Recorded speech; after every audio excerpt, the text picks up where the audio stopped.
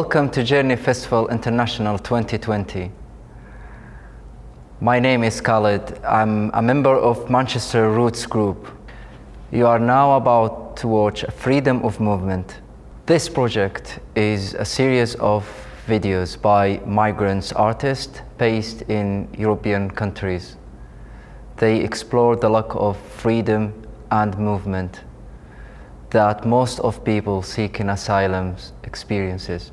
I would like to share with you some experiences I faced before I get my refugee status, and I know many of refugees and asylum seekers, they are struggling for freedom of movement before they get their work permitted, and thus affect them on work and also to travel abroad as well. Many of these artists, as far as I know, they have talented and they can't show what they have because of the restriction they are facing.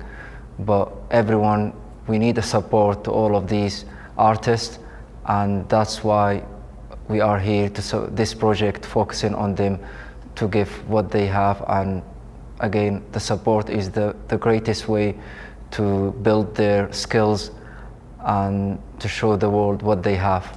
Thank you very much, and I hope you enjoy this project, and see you soon in Manchester.